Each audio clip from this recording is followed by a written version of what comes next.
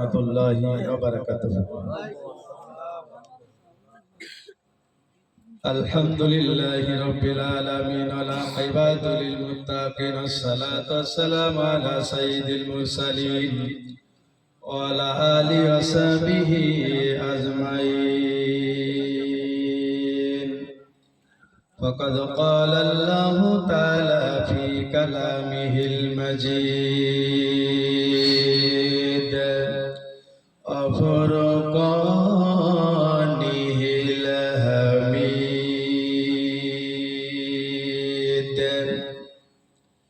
সবাই জবান খুলে পড়ুন আউযু বিল্লাহি মিনাশ শাইতানির রাজিম। বিসমিল্লাহির রহমানির রহিম।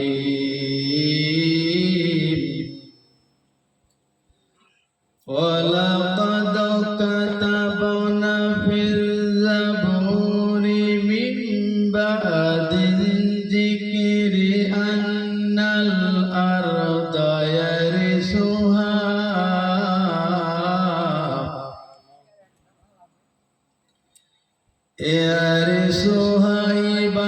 ইবাদিয়াস সালিহুন।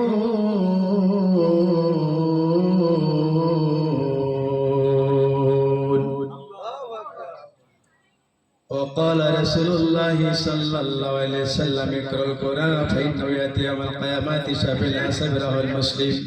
وقال رسول الله صلى الله عليه وسلم من ماشى مع الظالم لقوم وهو يعلم أنه ظالم فقد خرج من الإسلام رواه المشكات. وقال تعالى إن الله وملائكته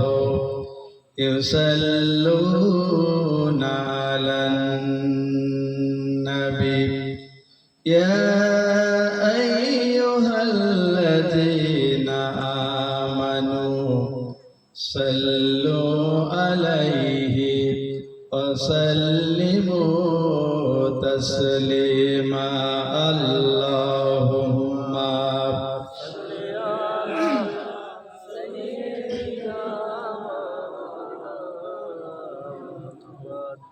وعلى آل سيدنا। নবীর প্রতি মহব্বত আছে না নাই? কম না বেশি? তাহলে একটু প্রাণ খুলে পড়ুন আল্লাহুম্মা সাল্লি আলা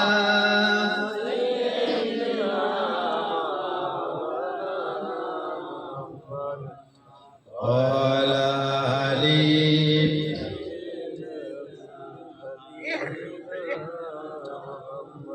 আমার মন ছুটে যায় দূর আরবের ওই যে মদিনায়। আমার মন ছুটে যায় দূর আরবের ওই যে মদিনায়। আমার প্রাণের প্রিয় রাসূল যেথায়, প্রাণের প্রিয় রাসূল যেথায় ঘুমায় নিরালায়। আমার মন ছুটে যায় দূর আরবের ওই যে মদিনায়। আল্লাহুম্মা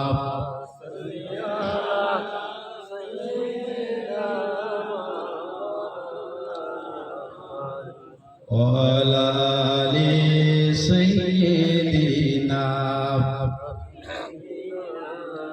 একটু জিকির করি লা ইলাহা ইল্লাল্লাহ লা ইলাহা লা ইলাহা। নবী নবী কানে শুনি, নবী নবী কানে শুনি, চোখে দেখি নাই, মন যে আমার উড়ে যায় যে ওই যে সোনার মদিনা লা ইলাহা লা ইলাহা লা ইলাহা ইল্লাল্লাহ মুহাম্মাদুর রাসূলুল্লাহ সাল্লাল্লাহু আলাইহি ওয়াসাল্লাম। আলহামদুলিল্লাহ, বিদ্যা আসলাম পশ্চিম পাড়া মক্তব মাদ্রাসার উদ্যোগে আয়োজিত আজকের এই তাফসীর কোরআন মাহফিলের সম্মানিত পরিচালক এবং সভাপতি আমার বন্ধু হযরত মাওলানা আব্দুস সামাদ সাহেব, আমার আগে আলোচনা রেখে আপনারা ধন্য করেছেন। আমাদের বিদ্যাসলা গ্রামের পশ্চিম পাড়া মসজিদের সুযোগ্য খতিব প্রখ্যাত আলেমে দ্বীন হযরত মাওলানা হুসাইন আহমদ সাহেব, এর আগে আলোচনা করেছেন এই গ্রামের আরেকটা কীর্তি সন্তান হযরত মাওলানা আব্দুল লতিফ সাহেব, আলোচনা করেছেন হাফেজ মোহাম্মদ আনোয়ার ইসলাম ভাই সহ আমার সামনে বসা আমার প্রাণ প্রিয় তাওহীদি জনতা সম্মানিত ভাই বাজিরা, পদ্মার ভিতরে বসা আছেন আমার শ্রদ্ধেয় মা ও বোনেরা, সকলকে জানাচ্ছি আবার আন্তরিক সালাম। আসসালামু আলাইকুম ওয়া রাহমাতুল্লাহি ওয়া বারাকাতুহু। আমরা আল্লাহ তাআলার শুকর আদায় করি এজন্য যে আমরা দীর্ঘ 16-17 বছর পরে বিনা অনুমতিতে কোরআনের মাহফিল করতে পারছি। কথা বলেন ঠিক কিনা? এর আগে আমরা দেখেছি যত মাহফিল হয়েছে পারমিশন ছাড়া কোনো মাহফিল হয় না। এনে তার পারমিশন, এখানকার পারমিশন, ইনশাআল্লাহ আশা করছি আর এই বাংলার জমিনে মাহফিলের জন্য কোনো পারমিশন নেওয়া লাগবে না। কথা বলেন ঠিক কিনা? কারণ আল্লাহ পাক সুযোগ আমাদেরকে হাতে করে দিয়েছে যে আল্লাহ পাক আমাদের আরামের ঘুমকে হারাম করে কোরআনের মহব্বতে আমাদেরকে ভালোবেসে যে মহান মালিক এই কোরআনের মাহফিলে আসার তৌফিক দিলেন। এ থেকে আপনারা খুশি না বেজার? জোরে বলেন খুশি না বেজার? তাহলে সেই মহান মালিকের দরবারে শুকর আদায় করছি, পড়ছি আলহামদুলিল্লাহ। দুরূদ ও সালাম পেশ করি সর্বকালে সর্বশ্রেষ্ঠ মহামানব যে নবীর জীবনটাই ইসলামের দাওয়াত দিতে গিয়ে মার খেতে খেতে তার দুনিয়া থেকে বিদায় হতে হয়েছে। কথা বলেন ঠিক কিনা? নবীর কোনো অপরাধ ছিল না। আতাকতুলুনা রাজুলান আইয়াকুল রাব্বিয়াল্লাহু ক্বাদ জাআকুম বিল বাইয়িনাতি মির রাব্বিকুম 40 নম্বর সূরা মুমিন আয়াত নম্বর 28 নম্বর 24। যখন নবীর পথে অত্যাচার নির্যাতন শুরু হলো, টর্চারিং শুরু হলো, মায়ের নির্যাতন শুরু হলো অকাত্যভাবে, আল্লাহ পাক বললেন তোমরা কি এমন একজন মানুষকে হত্যা করতে চাও যিনি আমার নবী, যিনি বলে আমার রব আল্লাহ আর তিনি আমার কাছ থেকে তোমাদের কাছে সত্য বিধান লিখেছে, এমন একজন ব্যক্তিকে তোমরা হত্যা করতে চাও? আল্লাহ পাক কাফেরদের এই কথা জানিয়ে দিলেন।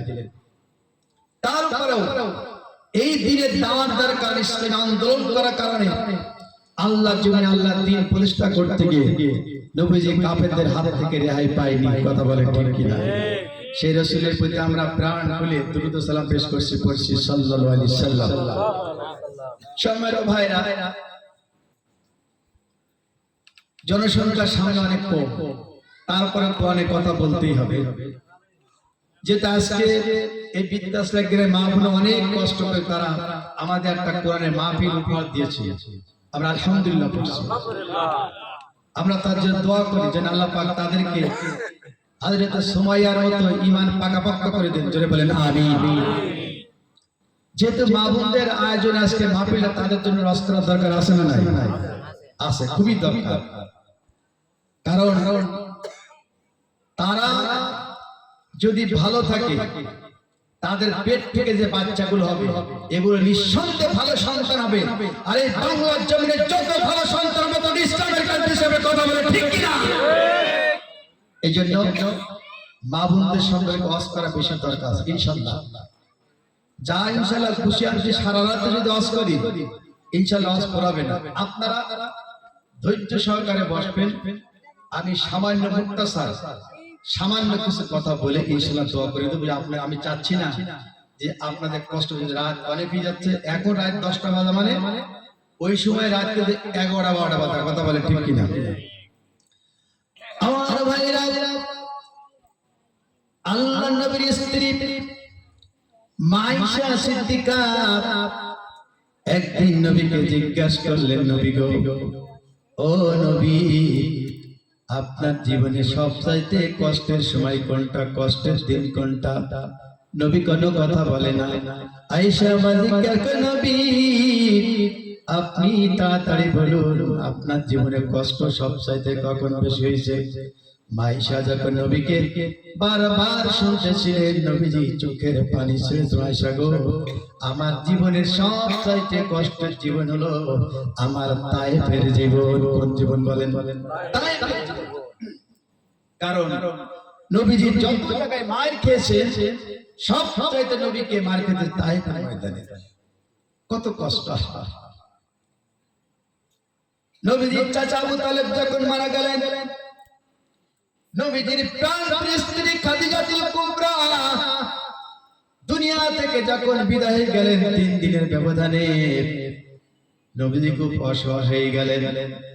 নবীজি চিন্তা করলেন, এই মক্কার ভিতরে আমার চাচা আর আমার স্ত্রী একমাত্র আমাকে পাহারা দিয়ে তার আপনজন ছিল, এই দুইজন যখন দুনিয়া থেকে বিদায় নিয়ে গেলেন, মক্কার কাফেররা চিন্তা করলো, এ যাবত তো মুহাম্মদকে মারতে পারি নাই, তার চাচা চলে গেছে, তার স্ত্রী চলে গেছে, এই বাচ্চাটা এই সুযোগে তাকে হত্যা করে দুনিয়া থেকে বিদায় করে দেব। জোরে কান নাউজুবিল্লাহ। এই সিদ্ধান্ত তারা করতে লাগলো। আল্লাহ বলে, নবী, ও নবী, আপনি চিন্তা করেন না, কাফেররা আপনাকে যতই হত্যার জন্য তারা ষড়যন্ত্র করুক না কেন, আমি আল্লাহ রাব্বুল আলামিন তাদের চাইতে বড় ষড়যন্ত্রকারী। জোরে বলেন সুবহানাল্লাহ। নবীজি চিন্তা করলেন, চাচা যখন চলে গেল, আমার স্ত্রী যখন দুনিয়া থেকে যখন চলে গেল, তার স্ত্রীর সাথে যদি স্বামীর যদি খুব বেশি মহব্বত থাকে, ওই স্ত্রী যদি মারা যায়, আমার মনে ওই স্বামীর গালে এক লোকমা ভাত তার গালে উঠতে পারে না। কথা বলে ঠিক কিনা? এরকম মহব্বত স্বামী স্ত্রীর মধ্যে বর্তমান আছে না নাই? আল্লাহ রাসূল বলেছেন, কোন স্ত্রী যদি স্বামীর আনুগত্য করে, স্বামীর যদি খেদমত করে, স্বামীকে যদি সন্তুষ্ট করে, সমুদ্রের ভিতরে যত মাছ আছে, আসমান জমিনে যত ফেরেশতা আছে, এমনকি যত পাখিগুলো আকাশে উড়ে বেড়ায়, ওই স্ত্রীর জন্য সে আল্লাহর কাছে দোয়া করতে থাকে। জোরে বলেন সুবহানাল্লাহ। এই জন্য মা বোনদের বলছি, যে মা বোনের স্বামী আছে, যদি আপনি তার খেদমত করে, সম্মানকে তার আনুগত্য করেন, তার কথা যদি অমান্য করেন, আল্লাহ রাসূল বলেছেন, সমুদ্রের ভিতরে যত প্রাণী জীবজন্তু মাছ যা আছে, এবং আসমানে যত পাখি উড়ে বেড়ায়, যত পশু পাখি, যত ফেরেশতা, সবই ওই স্ত্রীদের দোয়া করে, আল্লাহ তুমি ওকে পরকালে জান্নাত দিয়ে। চলে বলেন সুবহানাল্লাহ। এত সুন্দর করার পরেও যদি মা বোনের স্বামীর খেদমত না করে, বলার আর কিছু নেই। কথা বলে ঠিক কিনা? আমার মা বোনেরা, আপনার স্বামী সংসার চালাতে গিয়ে সে যা টেনশন করে, সে যা কষ্ট করে, একজন পুরুষ এত কষ্ট করে, এত টেনশন করে, কারণ তার মাথা অনেক জ্বালা থাকে। তার ছেলে পেলে লেখাপড়া করাতে হবে, স্ত্রী ভরণ পোষণ দিতে হবে, ইনকাম করতে হবে, বাজার করতে হবে, সংসারে কত কি তার স্বামীকে কিনা লাগে। একটাই স্বামীর মাথায় কিন্তু বিভিন্ন প্রকার টেনশন চিন্তা থাকে, কিন্তু স্ত্রীর মাথায় শুধু চিন্তা থাকে কিভাবে রান্না করবার, খাবো। কথা বলে ঠিক কিনা? ওদের একটা চিন্তা, আর স্বামীর চিন্তা কিন্তু মাথায় অনেক থেকে অনেক টেনশন থাকে। একজন স্বামীর টেনশন যদি 100 স্ত্রীর মধ্যে ভাগ করে দেওয়া হয়, 99 জন স্ত্রী পাগল হয়ে যাবে। কথা বলে ঠিক কিনা? কারণ এই টেনশন সহ্য করা কত কঠিন, একমাত্র পুরুষরা স্ত্রীরা বলতে পারবে না। আমার প্রিয় মুসলমানেরা, আল্লাহ নবী চাচা চলে গেলেন, স্ত্রী খাদিজা চলে গেলেন। নবীজি চিন্তা করলেন তায়েফে আমার মামার বাড়ি, ওখানে যাব, নানার বাড়ি, আমি ওখানে যাব। নবীজি মনে আশা নিয়ে চলে গেলেন তায়েফে, কালেমার দাওয়াত দেব। ওখানে নবী তায়েফে চলে গেলেন। যাওয়ার পরে পথের মাধ্যমে যেতে যেতে যার সাথে দেখা হয়, আল্লাহর নবী আস্তে আস্তে করে প্রত্যেকের সাথে কালেমার দ্বীনের দাওয়াত দেন। জোরে বলেন সুবহানাল্লাহ। নবীজির সাথে যা দেখায় তার সাথে কালেমার দ্বীনের দাওয়াত দেন। আমরা তো নবীর উম্মত, আমরাও তো পথ দিয়ে চলি, কত জায়গায় যাই, কত গল্প করে। আপনি বলেন আপনার কোন ভাইকে দ্বীনের দাওয়াত দিয়েছেন, আবার আপনি নবীর উম্মত কেমন করে দাবি করে আপনার ভা হয়ে যাচ্ছে। মুসলমান দায়িত্ব হলো আপনার সামনে যে ভাই পারবে, সে মুসলমান হোক, হিন্দু হোক, যাই হোক, তার কাছে দ্বীনের দাওয়াত দেয়া, কোরআনের দাওয়াত দেয়া। কথা বলে কি না? এটা হচ্ছে আমাদের ঈমানি দায়িত্ব। সম্মানিত ভাইরা, মানুষকে গরম দিয়ে জেল খাটিয়ে, মারিয়ে, পিটিয়ে, হত্যা করে, ফাঁসি দিয়ে, তার চাকরি থেকে বাতিল করে, কর্ম থেকে বাদ দিয়ে মানুষকে ভালো করা যায় না। যাই বলে মানুষকে ভালো করা যায় না। মানুষকে কিভাবে ভালো করতে হবে, মানুষকে কিভাবে আল্লাহর পথে আনতে হবে, আল্লাহ পাক সে কথা কোরআনে বলে দিয়েছে। আল্লাহ পাক বললেন, উদু ইলা সাবিলি রাব্বিকা বিল হিকমাতি ওয়াল মাউযাতিল হাসানা। আল্লাহু আকবার। আল্লাহ পাক বলেন, নবী, ও নবী, 16 নম্বর সূরা না হলে 125 নম্বর আয়াত, 14 নম্বর পারা। আল্লাহ পাক বলেন, উদু ইলা সাবিলি রাব্বিকা বিল হিকমাতি ওয়াল মাউযাতিল হাসানা। উদু ডাকো, ইলা দিকে, সাবিলি পথে, রব্বিকা তোমার রবের দিকে, বিল হিকমাতিল মাউযাতিল হাসানা। মাত্র দুইটা জিনিস লাগবে। কয়টা বলে? মানুষকে আল্লাহর পথে আনতে হলে, মানুষকে ভালো বানাতে হলে দুইটা পথ আপনাকে অবলম্বন করতে হবে। আল্লাহ সেটা কোরআনে আল্লাহ সেটা বলেছে। আল্লাহ বললেন, বিল হিকমাতিল মাউযাতি। যদি কোনো মানুষকে আল্লাহর পথে আনতে চায়, তোমাকে দুইটা কাজ করতে হবে। এক নম্বর হলো তোমাকে কৌশল অবলম্বন করতে হবে। কি বলেন? কৌশল। কৌশল কি অবলম্বন করবেন?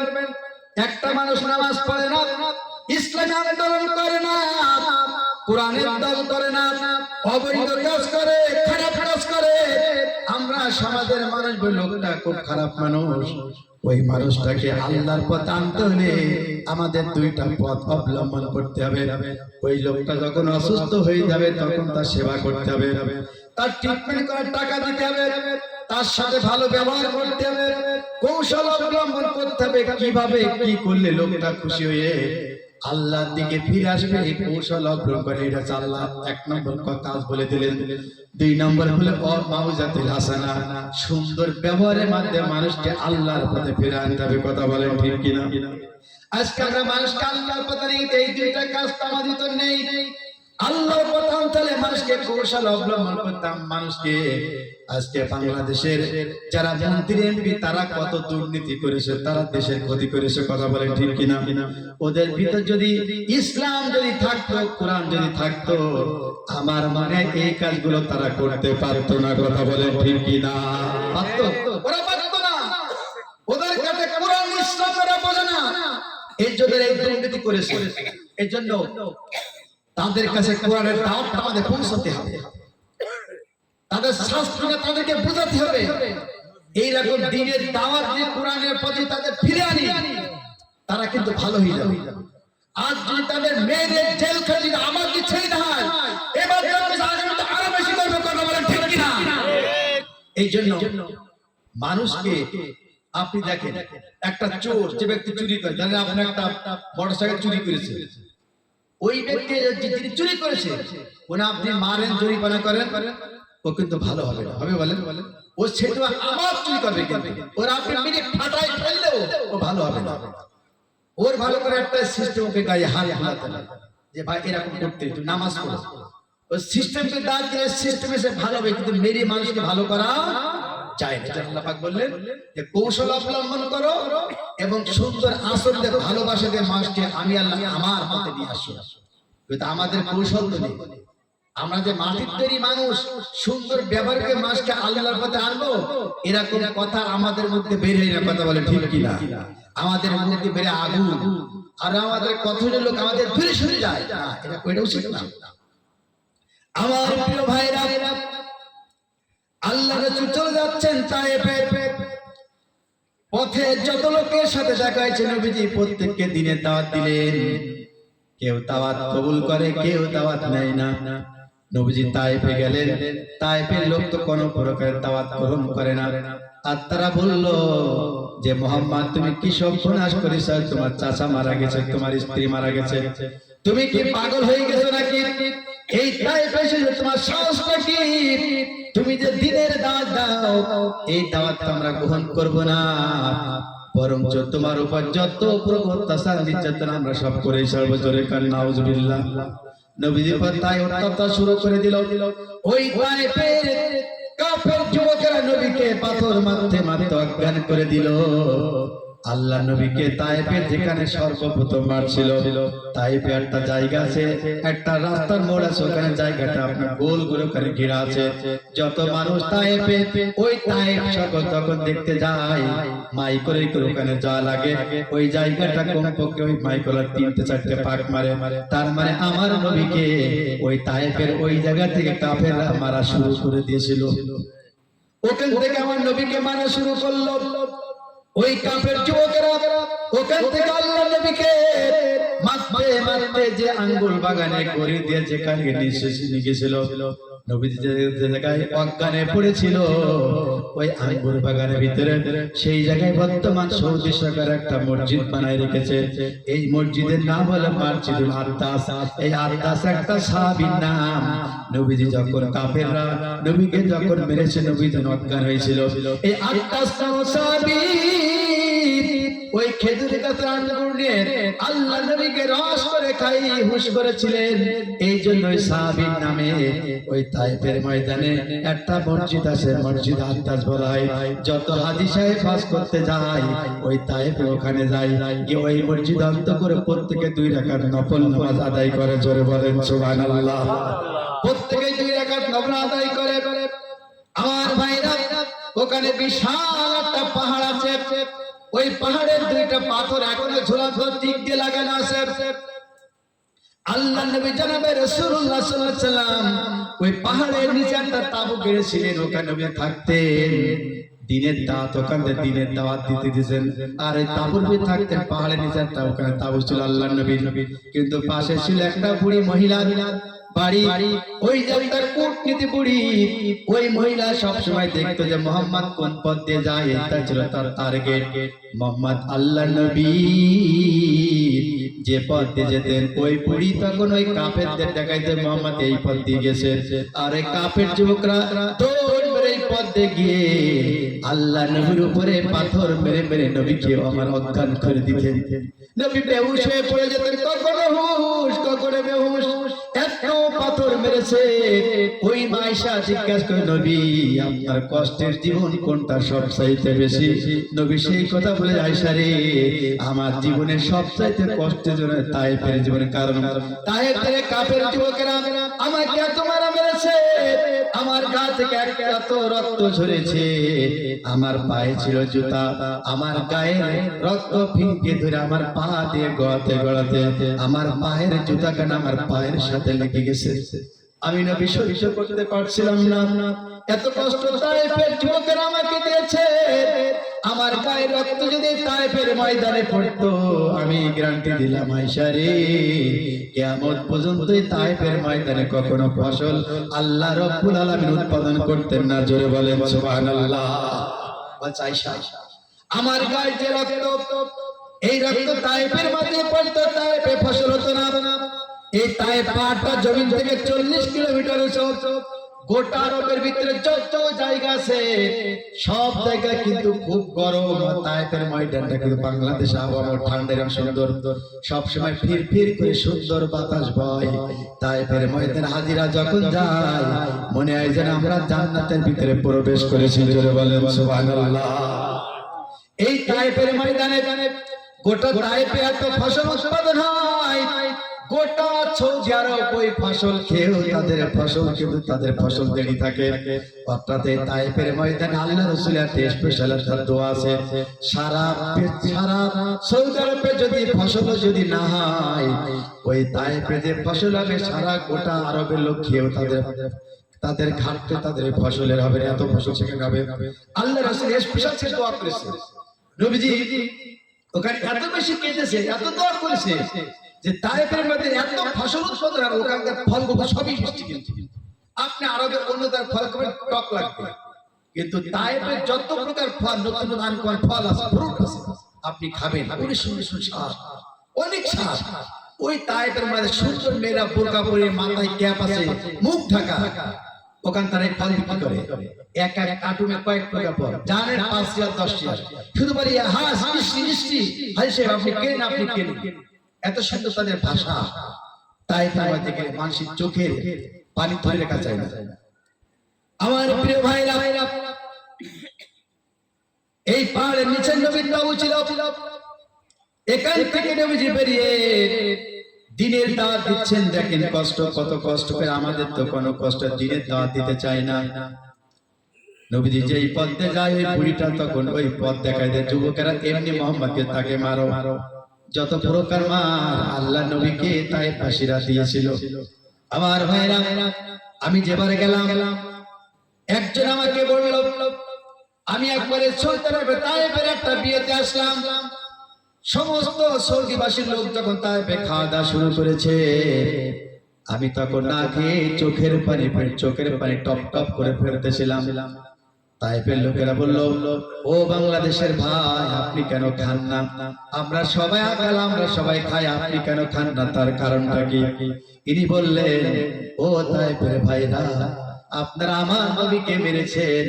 আজকে তায়েফে বসে আমার সেই কথা মনে পড়তে আমার খাওয়ার কথা মনে নেই। আর আপনারা কেমন করে খান? আপনাদের পূর্বপুরুষরাই তো আমার নবীকে মেরেছে। এই কথা বাংলাদেশের হাজী সাহেব যখন বললেন, তায়েফের সমস্ত লোকেরা ওই বিয়েতে তখন তাদের চোখ থেকে টপ টপ করে পানি পড়তেছিল।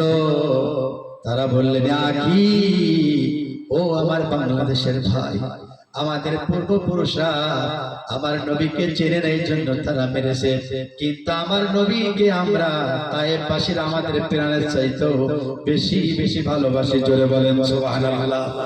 বললো বাংলাদেশের হাজী, এই তায়েফে এত পরিমাণ ফসল হয়, আমাদের জীবনটা ধ্বংস। আমরা এখানে আমাদের ফসলকে গোটা সৌদিতে আমরা রপ্তানি করি, আমাদের কোনো অভাব নাই। একমাত্র আল্লাহ নবীর দোয়ার বরকতের কারণে। আমার ভাইরা, নবীকে এত অত্যাচার নির্যাতন করার পরেও আল্লাহ সহ্য করতে পারছিলেন না। আল্লাহ ফেরেশতা জিবরাইল বলেন, জিবরাইল, ও জিবরাইল, তুমি তায়েফে চলে যাও। তায়েফের যুবকেরা আমার নবীকে এত মারা মারে, আমি আসমানে আল্লাহ তাআলা আমার নবীর মারা আমি সহ্য করতে পারি না। ও জিবরাইল, এক্ষুনি তায়েফের ময়দানে চলে যাও। আমার নবীর কানে কানে বলো, নবী, তায়েফের যুবকেরা আপনাকে এত মারা মারলো, এত কষ্ট যে আমার আল্লাহ সহ্য করতে পারছে না। আবার আল্লাহ বলেছে, আপনি অনুমতি দিন, আল্লাহর হুকুমে গোটা তায়েফটা উল্টায় তায়েফবাসীকে শেষ করে দিবে। জোরে বলেন সুবহানাল্লাহ। জিবরাইল তখন নবীর কানে এই কথা বললেন। নবী আমার চোখের উপরে চলে, জিবরাইল, ও জিবরাইল, আপনি এই কাজটা করেন না, তায়েফবাসীদেরকে ধ্বংস করে দিয়েন না। কারণ এখন তায়েফের যুবকেরা আমি যদি আমাকে চেনে না, এজন্য আমার উপর অত্যাচার নির্যাতন করতেছে। এমন একটা দিন আসবে তারা আমার চিনবে। কথা বলেন ঠিক কিনা? ও জিবরাইল, আল্লাহ গজব দিয়ে যদি এদের যদি ধ্বংস করে দেয়, আমি নবী কাদের কাছে দিনের দাওয়াত দেব? ও জিবরাইল, আল্লাহকে বলে এদের ধ্বংস করার কোনো দরকার নাই।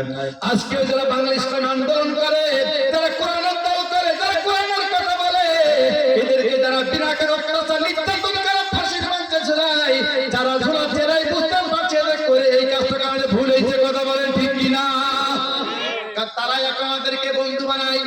আজকে যারা বাংলাদেশের কোরআনের কথা বলে, ইসলাম আন্দোলন করে, হক কথা বলে, এদেরকে যারা বিনা কারণে অত্যাচার নির্যাতন যারা করেছিল তারা চিন্তা করছে আল্লাহ কি সর্বনাশ করেছে, এরাই তো আজকে আমাদের বন্ধু, এরাই তো আমাদের কিছু বলে না। ওদের যদি জ্ঞান থাকে কিয়ামত পর্যন্ত কোরআনের কর্মীদের উপর অত্যাচার নির্যাতন করবে না। কথা বলে ঠিক কিনা?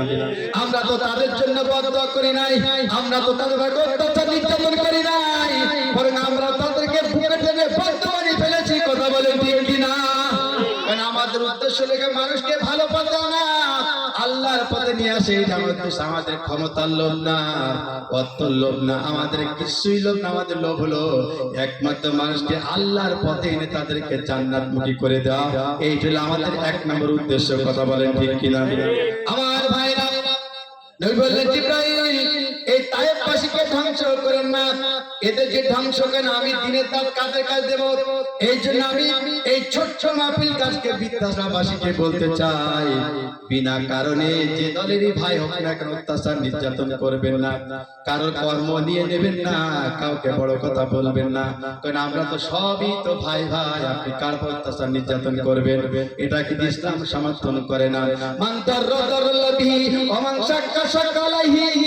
আল্লাহ রাসূলের উম্মতেরা, আমি ছোট্ট করে একটা কথা বলে গেলাম, বিনা কারণে যেন কারো অত্যাচার নির্যাতন করবে না, বিনা কারণে কাউকে যেন কষ্ট দিবে না, বিনা কারণে কারো কর্ম যেন তোমরা নষ্ট করবে না। কিন্তু আমরা বাংলাদেশের এমন একটা অবস্থান করতেছি, কিছু মানুষের বিনা কারণে ভালোবাসা অত্যাচার নির্যাতন করতেছে, নিরপরাধ মানুষ একটা কর্ম কে নিচ্ছে। কথা বলেন ঠিক কিনা? এটাকে ইসলাম সমর্থন করে না। একটা মানুষ তো ভুল করতে পারে, অন্যায় করতে পারে, কিন্তু তাই বলে তার জীবনে একেবারে শেষ করে এটা ইসলাম পছন্দ করে না। সে তো মুসলমান, অন্তত নামাজ না পড়লে সে তো মুসলমানের ঘরে জন্ম। আমাদের উচিত হলো তাকে আল্লাহর পথে ফিরে আনতে হবে, তাকে ভালো বানাতে হবে, তাকে দ্বীনের দাওয়াত দিয়ে তাকে কোরআনের পথে ফিরে আনা, এইটা ইমানি দায়িত্ব। অত্যাচার নিষেধ করলে সে তো ফিরে আসবে না, বরং যে অপরাধ করছে তার চাই তার বেশি শুরু করবে। কথা বলেন ঠিক কিনা? আমার প্রিয় ভাইরা, নবী আমার বললেন জিবরাইল এই তায়েফের লোকেরা চিনছে না, এমন একটা দিন আসবে এই তায়েফের লোকেরা আমার জন্য কেঁদে কেঁদে চোখের পানি ফেলে তাদের চোখ দিয়ে রক্ত বেরিয়ে যাবে। কথা ঠিক আছে না নাই? আমার ভাইরা, এইবার দেখেন নবীর উপরে এত অত্যাচার নির্যাতন করার পরে নবী কিন্তু তাদের কোনো প্রতিশোধ নিয়েছে নাকি? কোনো প্রতিশোধ নেই, নবী তো নিয়ে লাগবে না। আল্লাহ তো অর্ডার করছে নবী আপনার কিচ্ছু করা লাগবে না, আপনি শুধু বলে আমি জিবরাইল অর্ডার দিচ্ছি গোটা তায়েফ উল্টে করে তায়েফের সমস্ত লোকজনকে ধ্বংস করে নবী শুধু আপনি একাই থাকবেন। নবী বলে আল্লাহ আপনি এই কাজ করেন না, আমি তো নবী, আমি তাদের কাছে দিনের দাওয়াত দেব, তারা থাক। এমন একটা দিন আসবে তারা আমার চিনবে, এমনকি আমার দিনের দাওয়াত কবুল করে তারা মুসলমান হবে। জোরে বলেন সুবহানাল্লাহ। বর্তমানেও দেখেন আজকে তারা দিনের বিপক্ষে কাজ করেছিল, কোরআনের বিরুদ্ধে তারা কাজ করতো, আলেমদের বিরুদ্ধে তারা কথা বলতো, আজকে তারা ইসলামের সাথে আসা শুরু করেছে। কথা বলেন ঠিক কিনা? আরো আসবে সময় এসেছে, কারণ এ যাবৎ চলতো মানব প্রচার, মানব আইনকে দেশ চলতো, আমরা এমন একটা সময় এসেছি, এমন একটা আওয়াজ দেখতে পাচ্ছি এই বাংলার জমিনে আর মানব রচিত আইন আর চলতে দেওয়া হবে। এখন চলবে পরের আইন, ইনশাআল্লাহ সে আবহাওয়া কিন্তু আমরা পাওয়া শুরু করেছি। কথা বলেন ঠিক কিনা? আমার ভাইরা, ওই তায়েফের নিচে নবী যে তাবু ছিল, সেখানে তাবু ছিল। এইবার তায়েফের ওই যুবক কাফেররা চিন্তা করলো মুহাম্মদ যে দিনের দাওয়াত দেয়, তাদের সুন্দর ব্যবহার, তার যে গলার কণ্ঠ, তায়েফের লোকেরা শুনে সে তো পাগল হয়ে যাবে, তাড়াতাড়ি করে তায়েফ থেকে তাড়াই দিতে হবে। আজকে আমাদের বাংলাদেশ জামাত ইসলামের আমির ডক্টর শফিকুর রহমান, তার এত সুন্দর ভাষা, এত সুন্দর বক্তব্য, আমার কিছু কিছু ভাইরা বলছে যে এই দলের নেতা যে এত সুন্দর আমরা আগে বুঝতে পারিনি, আমরা আজকে থেকে ভাই আপনাদের সাথে আসি। জোরে কান আমিন। আমার ভাইরা, ওই তায়েফের যুবকরা বলল মুহাম্মদ তোমার চরিত্র, তোমার ভাষা, তোমার কাজ এত সুন্দর, এখানে যদি তুমি থাকো তায়েফের সমস্ত লোকেরা তোমার কাজ ইসলাম কবুল করে মুসলমান হয়ে যাবে। ও মুহাম্মদ, এই তায়েফে তোমাকে থাকতে দেওয়া হবে না। এইবার কাফেররা যুক্তি করলো, তারা চিন্তা করলো এই পাহাড়ের নিচে মুহাম্মাদের ছোট্ট তাবু, ওই তাবুর ভিতরে থাকে, উপর থেকে একটা পাথর ফেলে দিয়ে আল্লাহ নবী মুহাম্মদকে দুনিয়া থেকে একেবারে বিদায় করে দেব। এই ব্যক্তিটার ভিতরে আসছে 100 কাফের যুবক। কতরা বলেন? 100 কাফের যুবক ওই তায়েফে পাহাড়ে উঠলো। দুইটা বড় পাহাড়, পাহাড় দুটো খুবই বড়, আনুমানিক আমি ধরে নিলাম দুইটা পাহাড় কম। ওই যে দুইটা যে পাথর ওই পাহাড়ের গায়ে যে লাগানো এখনো সেটা আছে। যত হাজি গেছে তারা সব দেখেছে ওই যে পাহাড়ের দুইটা পাথর এখনো পর্যন্ত ঝুলান্ত আছে। এই দুইটা পাথর আনুমানিক আমি ধরে কমপক্ষে প্রায় 40 মণ হবে। 100 যুবক ছেলে পাথরটা উপরতে ফেলে আমার নবীর গায়ে ফেলে আমার নবীকে দুনিয়া থেকে বিদায় করে দেবে। এই সিদ্ধান্ত যুবকেরা করলো। এইবার চিন্তা করলো কখন মুহাম্মদ তার তাঁবুর ভিতরে আছে। হঠাৎ করে বুড়ি মহিলা সংবাদ দিয়ে দিল যুবকেরা, মুহাম্মদ বাইরে থেকে তাঁবুর ভিতরে ঢুকে, তাড়াতাড়ি আয়, পাথরটা ফেলে মুহাম্মদকে দুনিয়া থেকে বিদায় করে দে। 100 যুবক ওই পাহাড়ের পর উঠে পাথরটা যখন আমার নবীর গায়ে যখন ফেলতে যাবে, আল্লাহ বললেন জিবরাইল, ও জিবরাইল তুমি দুনিয়ায় চলে যাও। ওই দেখো তায়েফের কাফেররা পাথরটা ফেলে আমার নবীকে মারার সিদ্ধান্ত নিয়েছে। ও জিবরাইল তাড়াতাড়ি ওই পাথরের নিচে তুমি একটা টিপ ফেলে দাও, যাতে করে 100 যুবক কেন কোটি কোটি যুবক যে চেষ্টা করে পাথরটা ফেলে আমার নবীকে মারার জন্য, ওই পাথর যার উপর থেকে নিচে না পড়ে। জোরে কান আল্লাহু আকবার। জিবরাইল ফেরেশতা চলে আসলেন। 100 যুবক ধাক্কা মারা শুরু করেছে ওই পাথরটা উপর আমার নবীর গায়ে ফেলবে। জিবরাইল ফেরেশতা নিচে থেকে ঠেলা দিয়েছে। বলে কোটি কোটি যুবককে যদি ঠেলা মারে আর জিবরাইল ফেরেশতা বাধা দেয়, পাথর নিচে পড়বে নাকি? জীবনেও পড়বে না, কারণ জিবরাইল সাল্লাল্লাহু হাতের সাথে ছিল আমার আল্লাহর কুদরতি হাত। জোরে বলেন সুবহানাল্লাহ। 100 যুবক অনেক চেষ্টা করতে পাথরটা ফেলার জন্য, কিছুতেই তারা পাথরটা উপর থেকে নিচে ফেলতে পারছো না। তারা চিন্তা করলো কি ব্যাপার, 100 শক্তিশালী যুবক তায়েফে আমরা নাম করা যুবক, আমাদের নামে কেউ কথা বলতে পারে না, এই পাথরটা কেন ফেলতে পারি না? তারা চিন্তা করলে কোনো কারণ আছে, যতই পাথরে ধাক্কা মারে পাথর নিচে না তত উপরের দিকে যায়। জোরে বলেন সুবহানাল্লাহ। আমার ভাইরে পাথর ওই যুবকেরা ফেলতে পারে নাই, সে পাথর এখনো পর্যন্ত পাহাড়ের গায়ে কিন্তু লটকানো আছে, এখনো পাহাড়ের গায়ে লটকানো আছে। আল্লাহ নবী তারা পাথর দিয়ে মারতে পারে, কারণ আল্লাহ যাকে বাঁচায় রাখে পৃথিবীর তার কেউ মারতে পারে না। কথা বলেন ঠিক কিনা? যদি ইসলামী আন্দোলনকে আল্লাহ জমিনে পৌঁছে আল্লাহ দিয়ে করতে চান, কোরআনের আইনকে আল্লাহ দিয়ে বাংলা জমিনে পৌঁছে করতে চান, পৃথিবীর কোন মানুষ আইনকে অমান্য করতে পারবে না। কথা বলেন ঠিক কিনা? আল্লাহ যেটা চাবে তার বিরুদ্ধে পৃথিবীর কোন মানুষ কিছুই করতে পারবে না। আল্লাহর সিদ্ধান্ত কঠিন সিদ্ধান্ত। আল্লাহ চাচ্ছে বাংলার জমিনে কোরআন চালু, যারা জানা দেয় পালিত করে কাজ হবে না। কথা বলে ঠিক কিনা? আল্লাহর সিদ্ধান্ত কঠিন সিদ্ধান্ত, আর বাধা দিয়ে করলা ভরে সময় এসেছে। আমরা দেখতে পাচ্ছি এই জমি কোরআনের জমি হবে, এই বাংলাদেশের শহীদের রক্ত ঝরেছে, হক্কান আলেমদের রক্ত ঝরেছে, এই জমি কোরআন চালু হবে। ইনশাআল্লাহ আল্লাহ কবুল করুন, আমিন। ভয়ের কোনো কারণ নেই, চিন্তার কারণ নেই, ইনশাআল্লাহ এটা নিশ্চিত গ্যারান্টি। আল্লাহ নিজেই বলেছে যে জমিনে শহীদের রক্ত ঝরবে, হক্কান আলেমদের রক্ত ঝরবে, মানুষের বিরুদ্ধে অত্যাচার নির্যাতন হবে, সে দেশে কোন আইন চালু হতে আর দেরি হবে না, হবে না। কথা বলে ঠিক কিনা? সম্মানিত বন্ধুগণ, এইবার পাথরটা যুবকরা পাথরটা ফেলতে পারলো না। বুড়ি চিন্তা করলো, বুড়ি বললো যুবক তোরা নবীকে মারতে পেলে এই সুযোগটা মুহাম্মদ কার মারা যাবে না। আমার ভাইরা, এই কূটনীতি বুড়ি সে সবসময় চিন্তা করতে নবীকে কিভাবে মারা যায়। আল্লাহ নবী সেখানে বর্তমান নবী যেখানে তাবু ছিল ওখানে একটা সৌদি সরকার তার ছোট্ট একটা মসজিদ করেছে।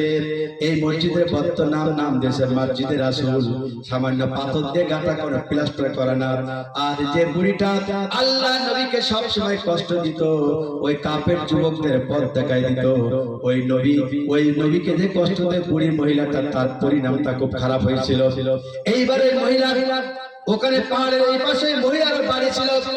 এখন নবীজি চিন্তা করলো বুড়িদের এত আল্লাহ নবীকে কষ্ট দিল, কষ্ট দেওয়ার পরেও আমার নবী কিন্তু বুড়ির সাথে কোনদিন দুর্ব্যবহার করিনি। তাই নবীর আদর্শ কি দেখেন, নবীর ব্যবহার কত সুন্দর দেখেন।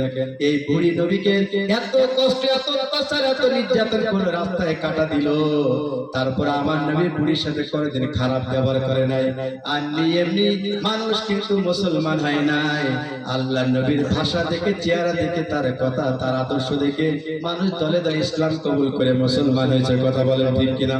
এই জন্য আজকে যারা বাংলাদেশে কোরআনের পক্ষে কাজ করে, আমাদের আদর্শ দেখে, আমাদের কাজ দেখে আমাদের কত সময় ইসলামের সাথে আসতে বাধ্য হয়েছে। কথা বলেন ঠিক কিনা? আমার ভাইরা, আল্লাহ চিন্তা করলেন নবী আপনাকে যে বুড়ি সবসময় কষ্ট দিত, আঘাত দিত, নবী ওই বুড়িকে আমি এমন কায়দায় মারবো কিয়ামত পর্যন্ত বুড়ির কবর দেখার জন্য লোক এই তায়েফের ময়দানে আসবে। ওই পাহাড়ের নিচে বুড়ি একদিন কো বসেছিলেন। আল্লাহ পাক বলল, জিবরাইল বুড়িকে তো মারার দরকার।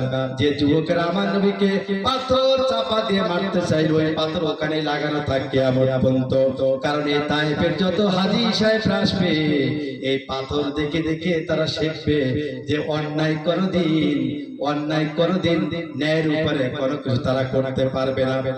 ন্যায়ের পক্ষে তারা কিছু করতে তাদের বাধা আসবে। কথা বলেন ঠিক কিনা? কারণ ওই কাফেরা, ওই যুবকের চিন্তা করলো কতদিন নবীকে মারবে, তারা মারতে পারে নাই।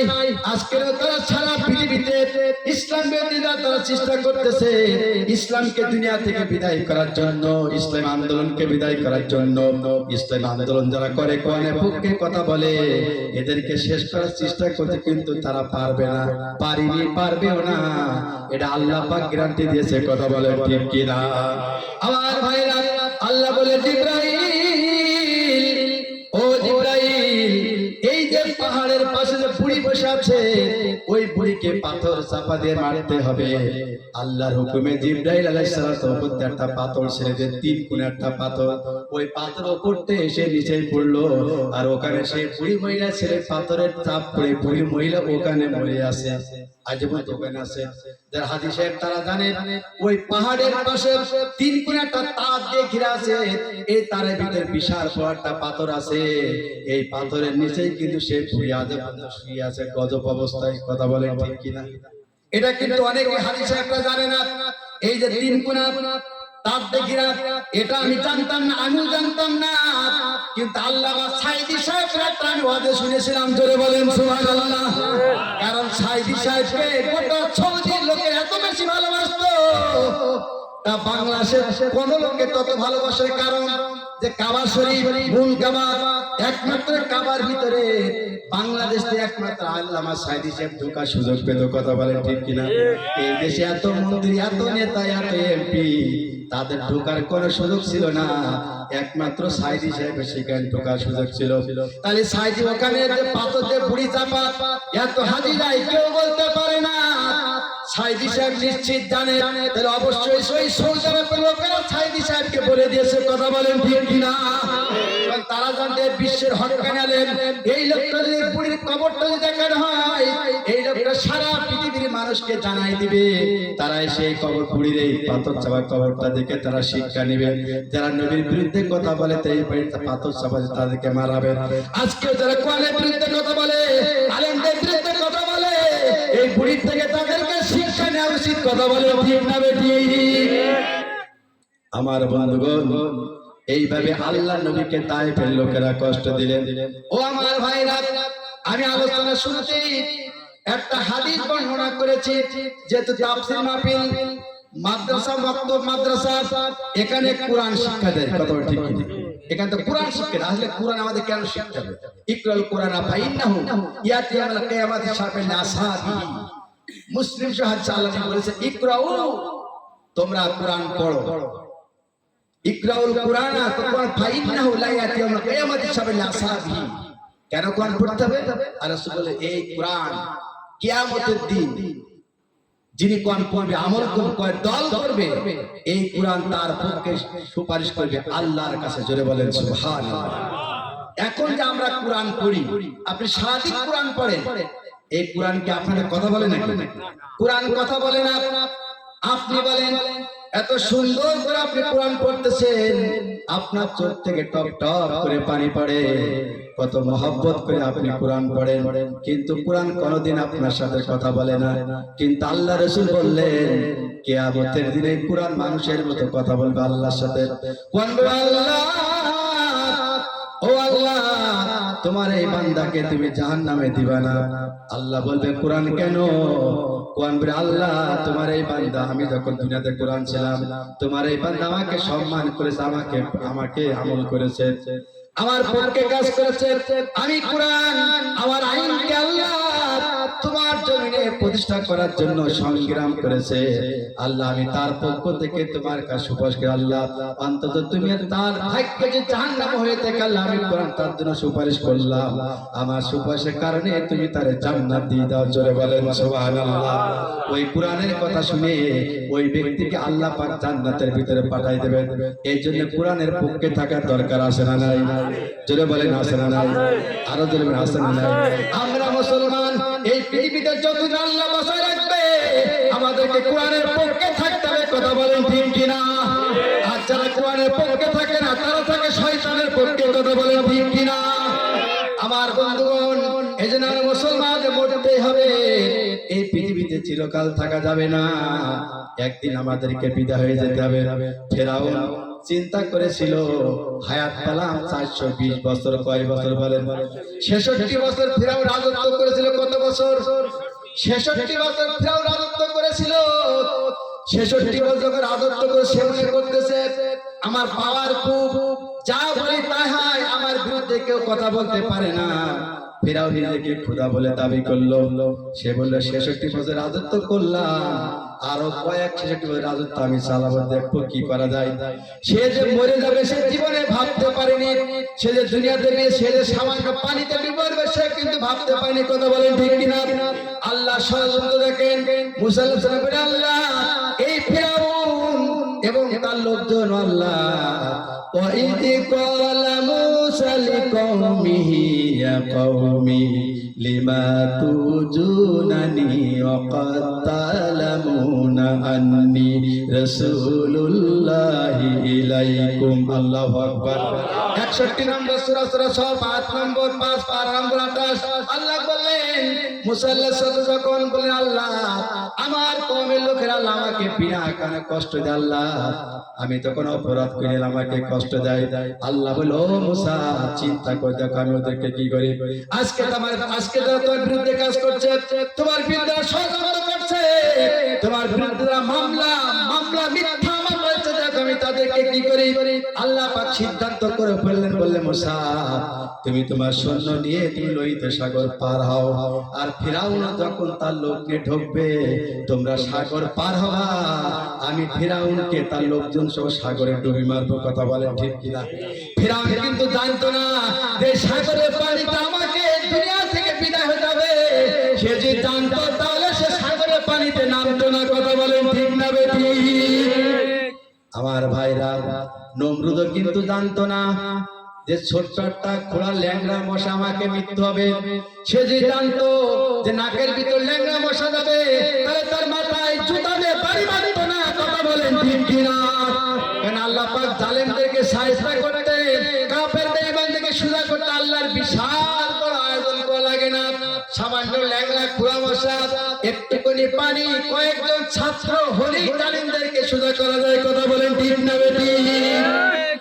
আমার বন্ধুগণ, আল্লাহ পাক দেখেন যুগে যুগে জালেমদের কিভাবে দুনিয়া থেকে বিদায় করে দিলেন, কিভাবে বিদায় করে দিলেন। এই জন্য কোরআন আমাদেরকে বেশি করে পড়তে হবে। দুশো করেন আল্লাহুম্মা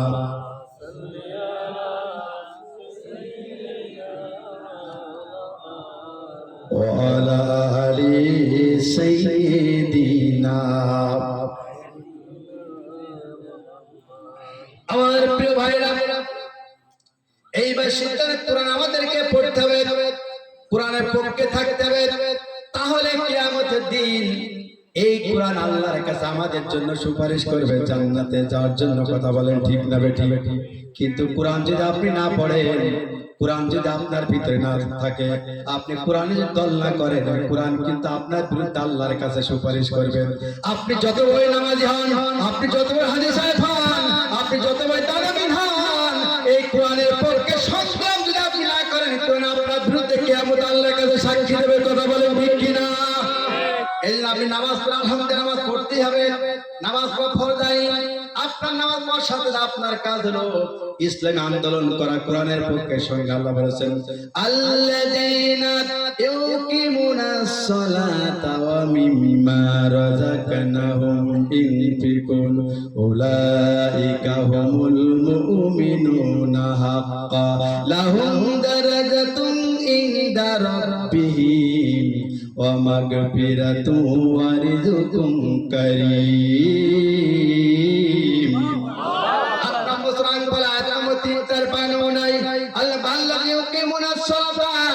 নিশ্চয় যারা নামাজ কায়েম করে এবং আমি আল্লাহ তাদের যে রিজিকটা দিয়েছি এ থেকে যারা আল্লাহ রাস্তায় ব্যয় করে, আল্লাহ বলে উলাইকাল মুমিনুনা হাক্কা, এই লোকগুলো এক নম্বর খাঁটি ঈমানদার। জোরে বলেন সুবহানাল্লাহ। নামাজও পড়তে হবে, আল্লাহ রাস্তায় সম্পদ ব্যয় করতে হবে। কথা বলেন ঠিক কিনা? কারণ জান দেওয়ার মালিক কে? নেওয়ার মালিক কে? সম্পদ দেওয়ার মালিক কে?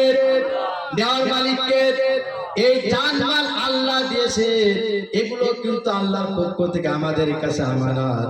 আল্লাহ দা আমানত আল্লাহর কাছে আবার ফেরাই দিতে হবে। আল্লাযিনা ইয়াকিমুনাস সালাতা ওয়া মিম্মা রাযাকনাহুম ইউনফিকুন। আল্লাহ বলে তোমরা নামাজ কায়েম, যারা নামাজ কায়েম করে। এখানে কিন্তু নামাজ পড়ার কথা, নামাজ কায়েম করার কথা। শুধু নামাজ পড়লে হবে না, নামাজ পড়ার সাথে আপনার কাজ হলো সারা পৃথিবীতে যাতে নামাজ প্রতিষ্ঠিত হয় সেই আন্দোলন আমাদেরকে করতে হবে। কথা বলেন ঠিক কিনা? আজকে বাংলাদেশের হাজার আলেম গলা ফাটিয়ে ওয়াজ করতেছে নামাজ পড়ো নামাজ পড়ো, কিন্তু কাজ হচ্ছে না।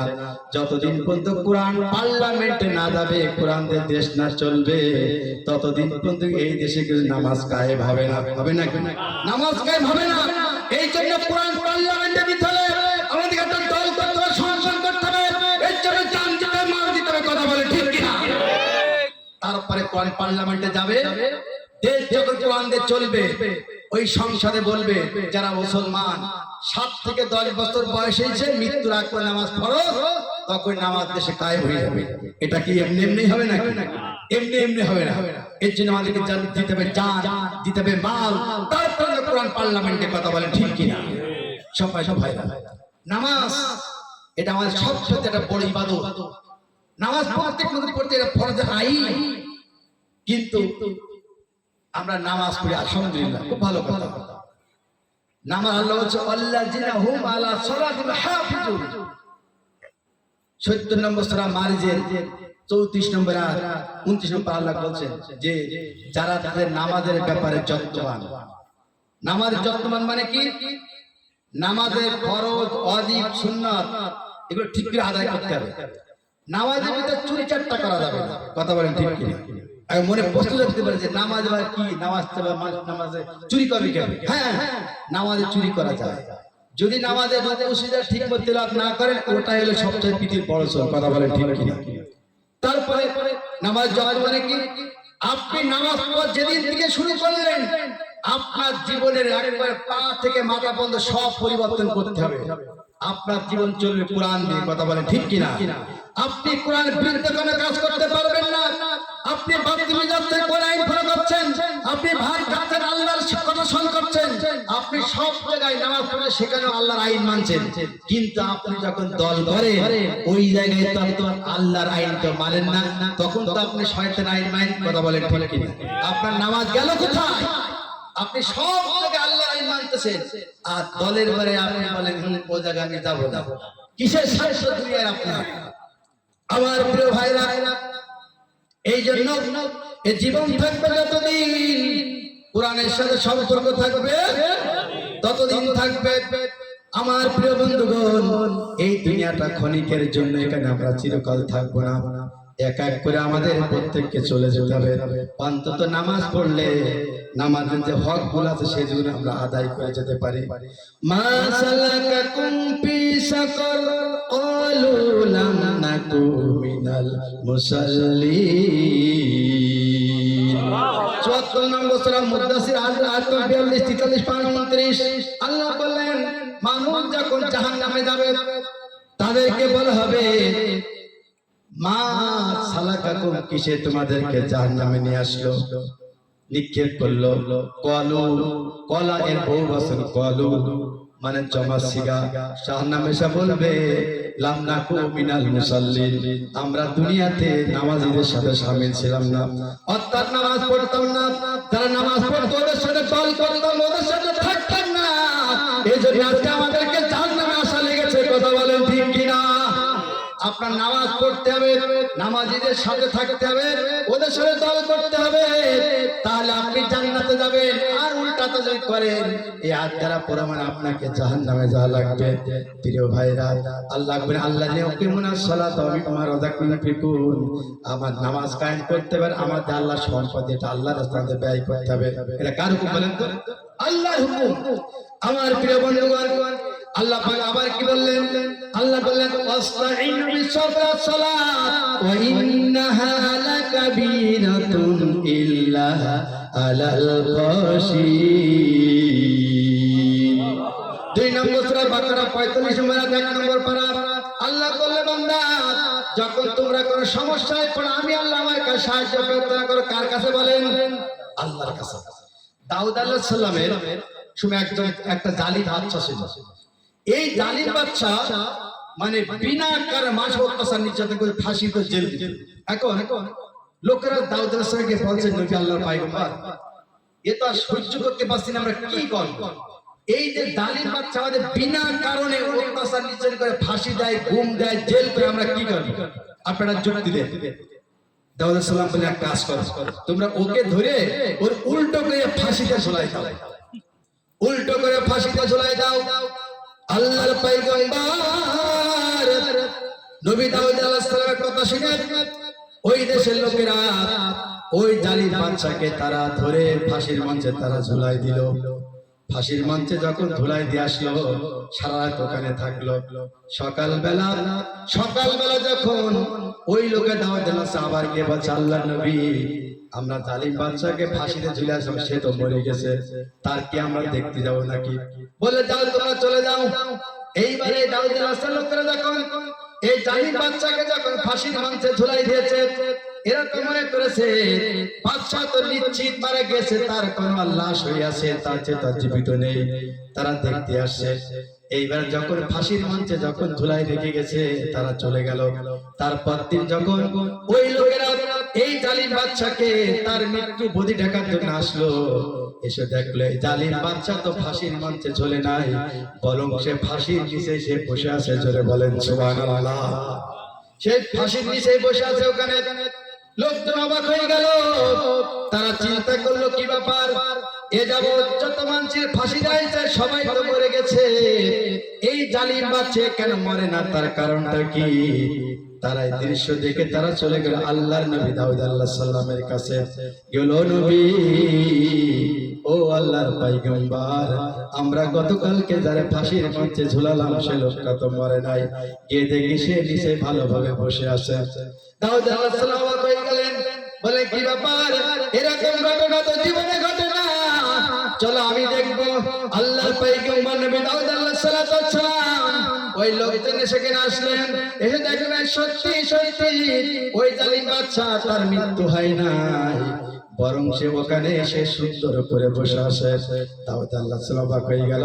তিনি তৎক্ষণাৎ ওখানে 2 রাকাত নামাজ পড়ে আল্লাহর কাছে বললেন আল্লাহ, ও আল্লাহ এই জালিম বাদশা এত অত্যাচার নির্যাতন মানুষের পরে করেছে, তারপর তাকে ফাঁসি ঝুলানো পরে সে কেন মরে নাই?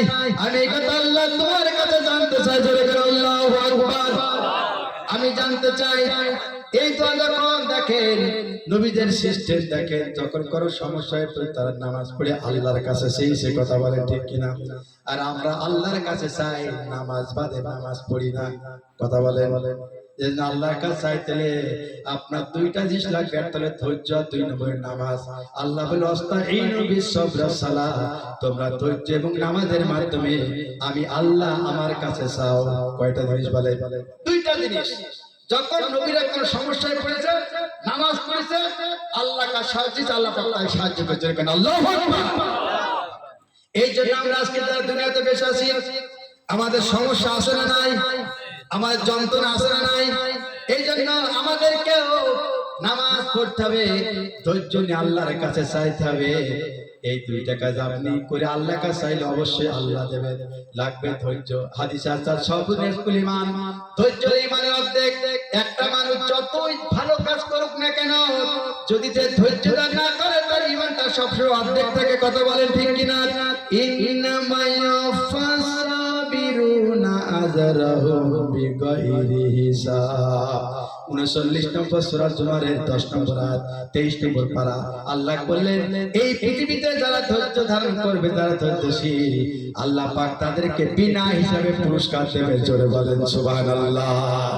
বিনা হিসাবে। কারণ এই পৃথিবীতে আমাদের একটা পর একটা যন্ত্রণা, কষ্ট, কত সমস্যা, তারপরেও ধৈর্য ধারণ করে ইসলামের অটল থেকে আল্লাহ দ্বীন প্রতিষ্ঠার কাজ আমাদেরকে করে যেতে হবে। কথা বলে ঠিক কিনা?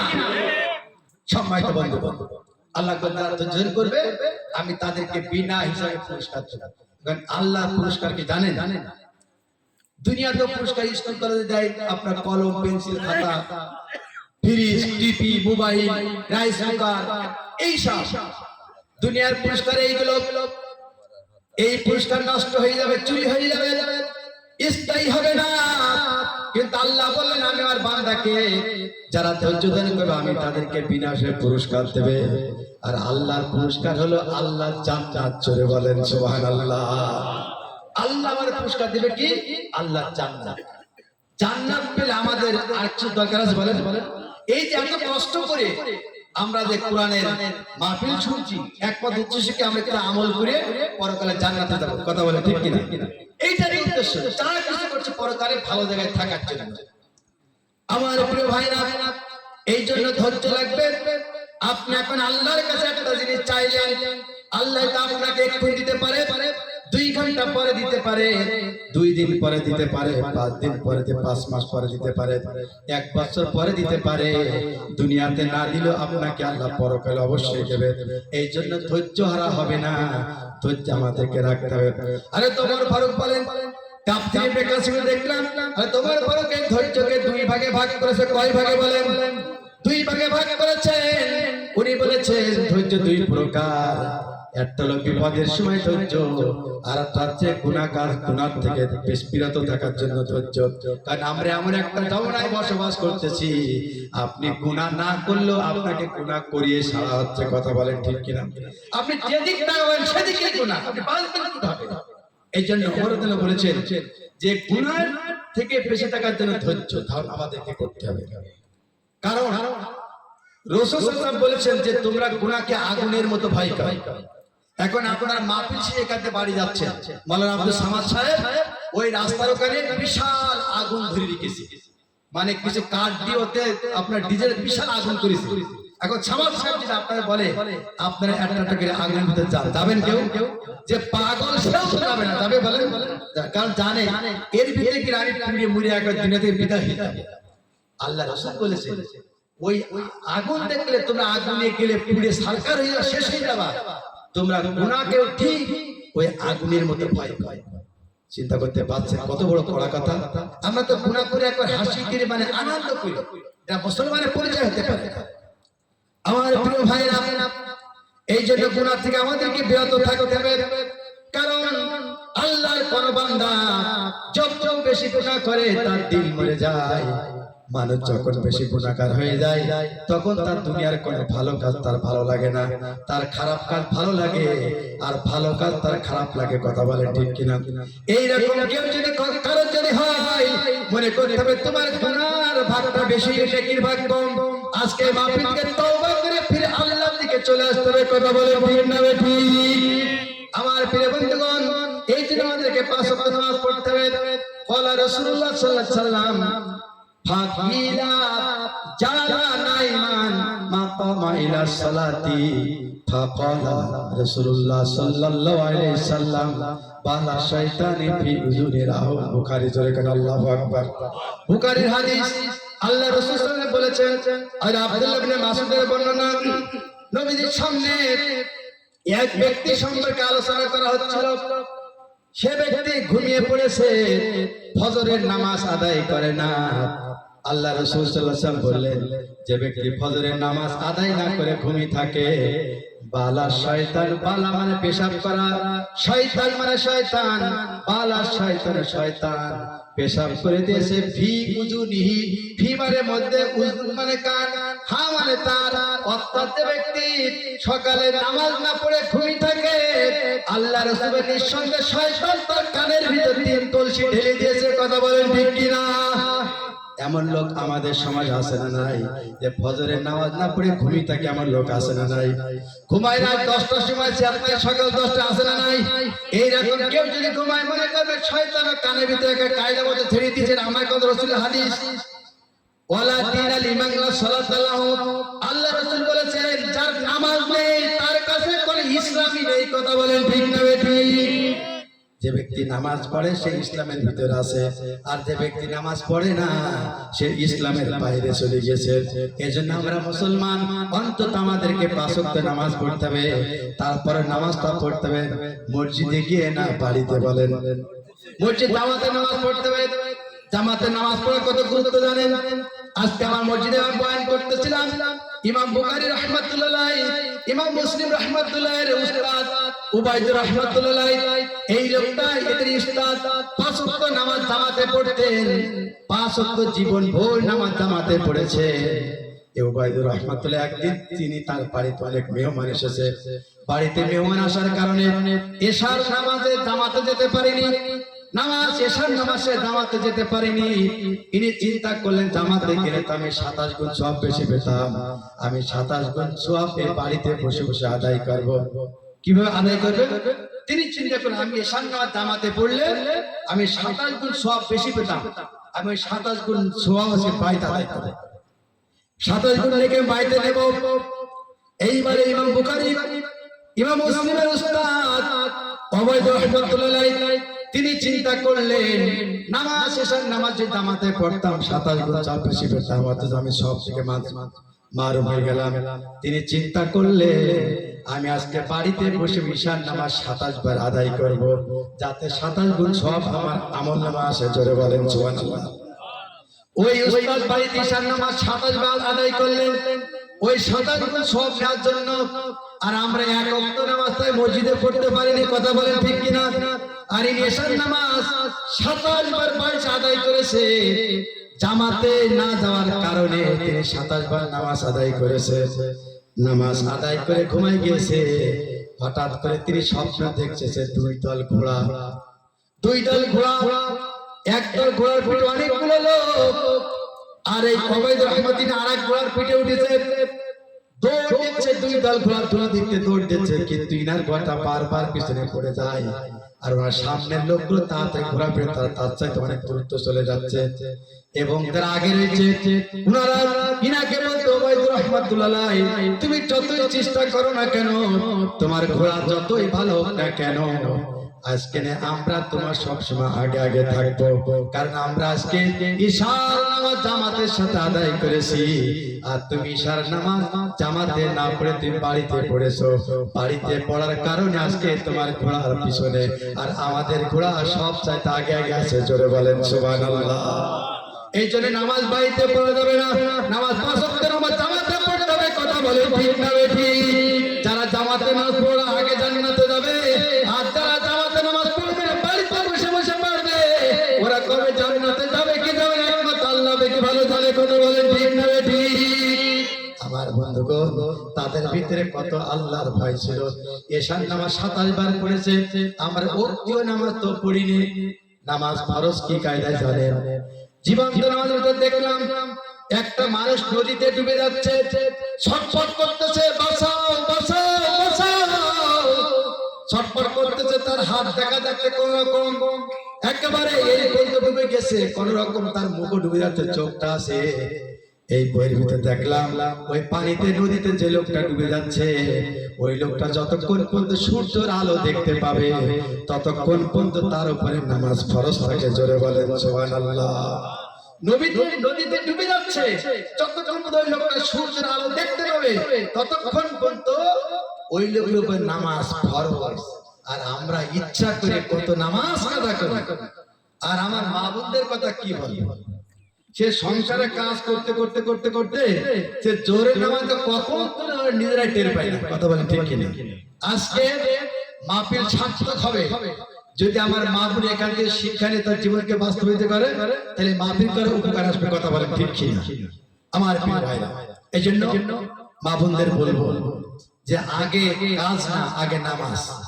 এমন কোন স্বামী মনে বর্তমান পাওয়া যায় না যে নামাজ পড়লে তার মারপিট করে, এরকম স্বামী কিন্তু খুবই কম আছে। কথা বলা ঠিক কিনা? আর যদিও বা থেকে থাকে, আমি মনে করি ওই যে স্ত্রীর উপর যে স্বামী অত্যাচার করবে, ওই স্ত্রী সৌভাগ্য, ওই স্ত্রী হযরত আসিয়ার সাথে জান্নাতে যাবে। কথা বলেন ঠিক কিনা?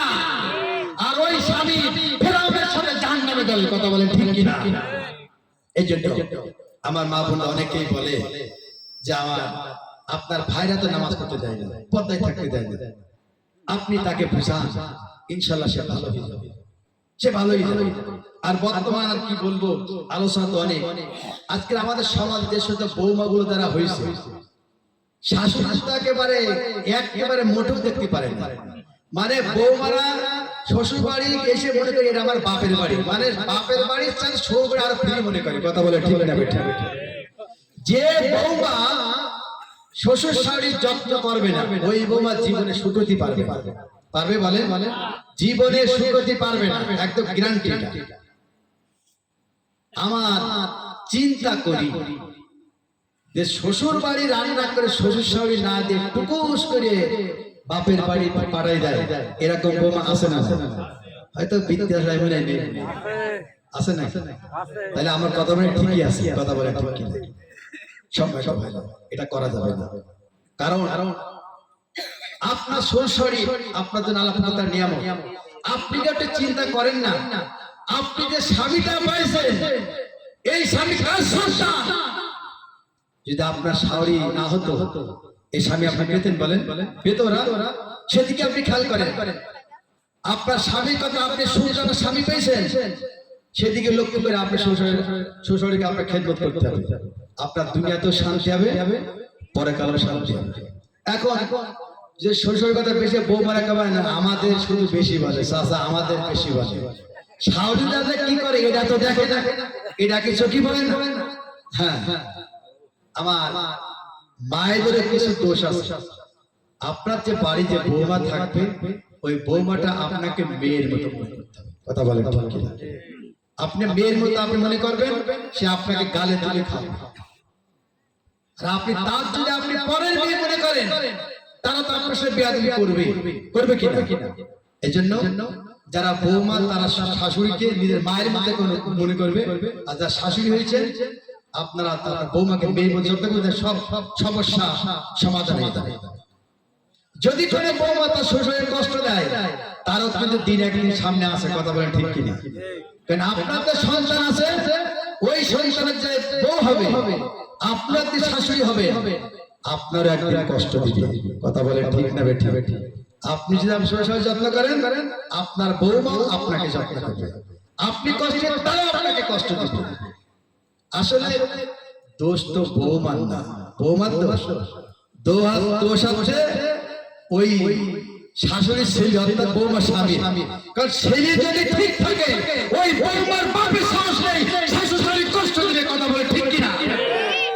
এই জন্য আমি প্রত্যেক ছেলেকে বলবো, তোমার বউকে শাসন করে তোমার বাপ মা যেন কষ্ট না দেয়।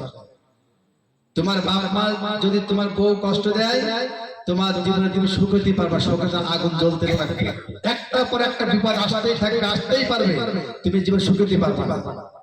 এই জন্য প্রত্যেক ছেলেকে মাথায় রাখতে হবে যে আমার মা আমার বাবা কত কষ্ট করে আমাদেরকে মানুষ করেছে। আমি যদি তাদের খেদমত করতে সমাজে না করতে, তাহলে আমি কি হলাম? কারণ বাপ মা যে কত কষ্ট করে সন্তানের জন্য, সন্তানকে তত করে না, করে বলে করে বিয়ে হওয়ার আগ পর্যন্ত করে। একটা ছেলে যতক্ষণ বিয়ে না করে ততক্ষণ পর্যন্ত ও বাপ মার আন্ডারে থাকে। যেই বিয়ে করে সেই ওই সন্তান ওই তার শ্বশুরের আন্ডারে চলে যায়। কথা বলেন ঠিক না বেঠিক? এটা করবেন না, কারণ আপনার বাপ মাকে আপনি খেদমত সম্মান না করতে পারেন, আপনি যতই নামাজ পড়েন না কেন আপনি জান্নাত পেতে পারবেন না। কথা বলেন ঠিক কিনা? আমার প্রিয় ভাইরা, এইবার চলে যাচ্ছে মূল আলোচনায়। ভূমিকা তো অনেকক্ষণ কথা বললাম। আমি আলোচনা শুরুতে কোন কারিম থেকে এটা মনে আছে কথা? 21 নম্বর সূরা, সূরা আম্বিয়ার 105 নম্বর আয়াত, 17 নম্বর পারা। সূরাটি মক্কায় নাযিল, 112টা আয়াতে 7টি রুকু আছে। সূরা আম্বিয়া এটা বহু বছর এক বছর নবী। এই সূরা আম্বিয়ার ভিতরে 17 জন নবীর নাম উল্লেখ আছে। কয়জন বলেন? 17 জন। এই জন্য সূরাটার নাম হলো সূরাতুল আম্বিয়া। এই সূরার ফজিলত কি?